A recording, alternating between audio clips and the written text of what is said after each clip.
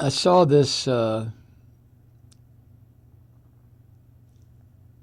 lead sentence in an article a couple of days ago, and it's just completely stuck with me.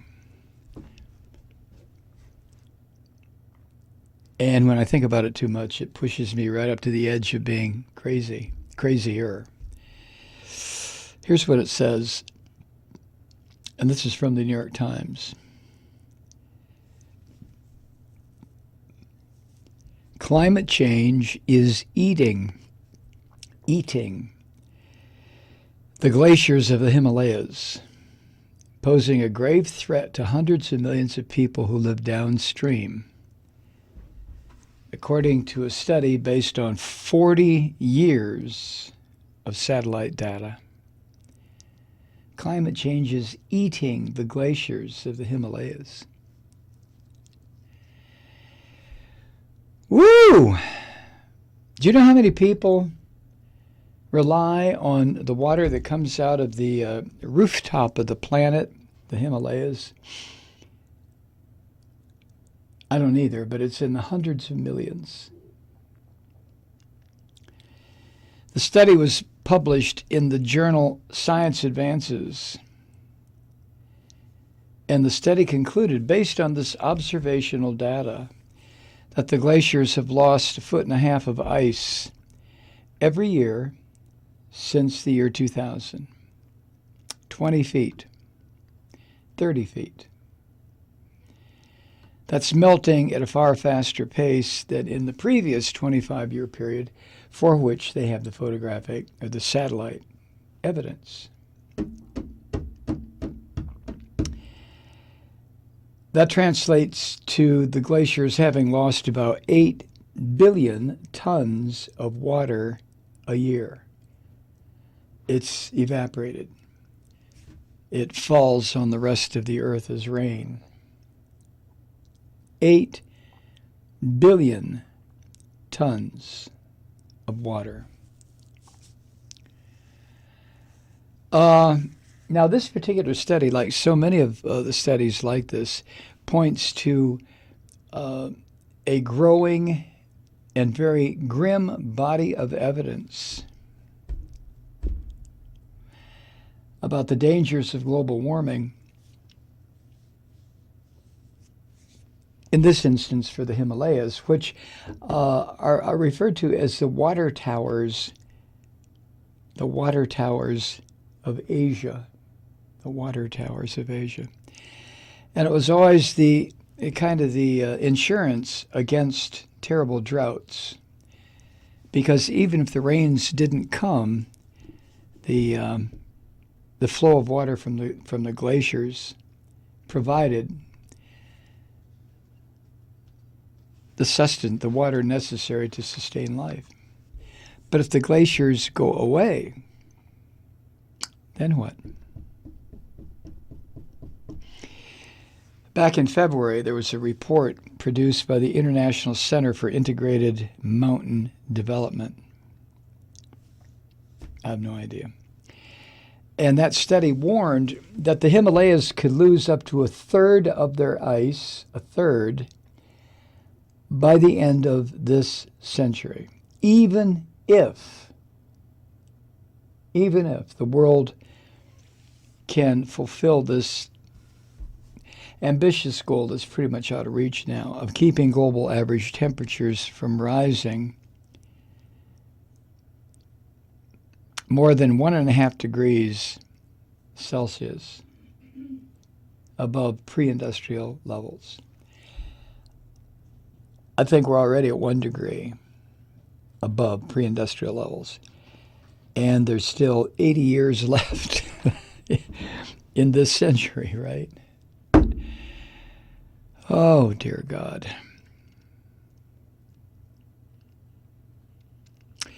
Anyway, that goal of trying to keep temperatures from rising, that goal, according to scientists who have identified that goal is absolutely necessary to avert catastrophe, like heat waves, massive hurricanes, tornadoes, global upheavals of weather. changing weather patterns, changing currents in the ocean. All of this shit is happening.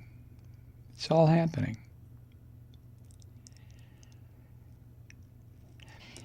See that 1.5 degrees above pre-industrial levels, it's already risen 1 degree in the last 150 years. And that was pre-industrial. Kind of on the cusp of the beginning of the industrial age, 150 years ago. So given the advances in dumping carbon dioxide into the atmosphere over the past 150 years, you can see that hoping that in the next 80 years we don't increase it by another 0.5 degree is insane. That's like believing in some religious bullshit. It's just not, it's not there. It's not going to happen. The temperatures are going up. Greenhouse gas emissions continue to climb. And scientists estimate that we are on track to raise the average global temperature between 2 and 5 degrees by the end of this century. And we have a margin of 1/2 of a degree.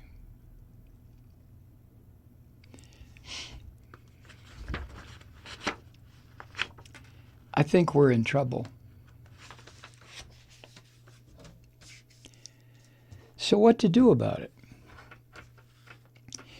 I mentioned before, I'm sure one of the frustrating things about doing this podcast is, reading up on this stuff and trying to find and finding subject matter or topics to bring up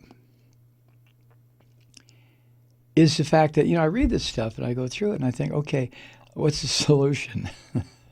What's the solution? Quick, quick, quick. The solution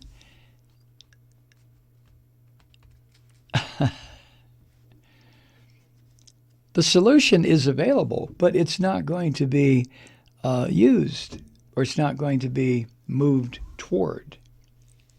It just is not, because the solution requires something that the human species is incapable of doing, and that is ending in the next 10 minutes, say, or tomorrow, but immediately ending the injection of carbon dioxide into the atmosphere. And that simply is not going to happen. Not today, next week, next year, 20 years from now, 100 years from now, probably. It's not going to happen. And one of the reasons, probably the main reason, strike the probably, the main reason it's not going to happen is because we, the human species, A, don't really believe it, most of us, and B, we don't have the leadership, the global leadership, to present this to the rest of the humans on Earth as the catastrophic, cataclysmic ending to our species that this represents. Because if you start talking about that, I know, see, you're not supposed to scare people. You can't scare people into doing shit. Oh, yes, you can. Look what Trump has done in the past 2.5 years. But the theory is it is easier to motivate people with a positive outcome at the end of whatever it is you're trying to motivate them to do, with a positive outcome. There is the argument that, no, that's not true. The easiest way to motivate people is with fear, to show them the negative outcome if they don't act or react or conduct themselves a certain way. I don't think either one is working. Well, I know neither one is working. Because it is, I guess it's too big of a concept. The end of the human species brought about by global warming. Who wants to believe that shit? Huh? We're human beings. We've been around in one form or another for what, 2 million years? In one form, okay, so not Homo sapiens, but I'm talking about, the naked ape and the not so naked ape. We've been around for a long time. We are the great ape that broke away from the other great apes and said, hey, I've got a brain, I can think. Holy shit. Let me see now. What do I want to do with this antelope bone? Do I want to make a plow? Nah. Do I want to use it to knock fruit out of trees? No, I know. I'll use it to bash the fuck out of the people next door to me. That's what I'll use it for, a weapon. I'm going to be the number one pre-human on the savannah. That's pretty much what happened. At least that's the anthropologists that I have read, and I've read 3 of them that stuck with me. That's how they have laid out the development of the human species. We were not a tool maker, unless you want to see a weapon of death as a tool. We were a weapons maker.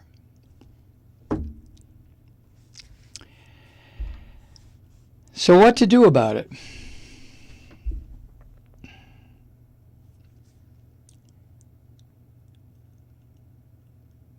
You know, if I answer that question logically, it just leaves me in a funk. What to do about it? There's nothing we can do about it, short of having the cooperation of every single human being, all 7.5 billion of us, or 6.5 billion, wherever the number is, at a given time, immediate cooperation, species-wide. And do you foresee that as having even a chance of happening? I can't. I wish I could. I wish there was some indication to me that the issue is being taken seriously. But the leader of the United States, the constitutional leader, he's fucking doesn't lead anything, but the constitutional leader of the United States is busy demonizing members of Congress who pretty much have pointed out that the emperor has no clothes. And if there's one thing Trump can't stand, it's to be criticized and be belittled, even though he's an ignorant piece of human waste. So that's where his focus is. And as far as the other leaders of the various countries around the planet, I don't know. I don't know what their focus is. But that's why I say to believe that there is a way out of this is to believe in fairies and unicorns and pots of gold at the end of the rainbows being guarded by leprechauns and shit like that. Huh? Really? You think? I wish it weren't the case. Hi, Truth Seekers. Mike Malloy here. As you know, we've switched formats and are now broadcast exclusively on the Progressive Voices Network. So that means you get fewer program interruptions, no corporate commercials, and lots of profanity. But our format change also means some of our radio listeners no longer hear the program. It's been a while since I mentioned our podcasts, so you may have forgotten that there is a way to listen to this program anytime you need a good dose of screaming.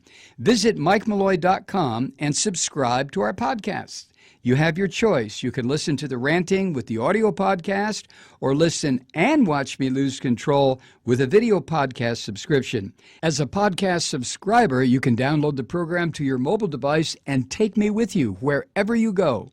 And if you have a friend who needs a dose of truth-seeking, you can give a gift subscription as well. That's MikeMalloy.com, and never miss a minute of the uncensored fun and frivolity.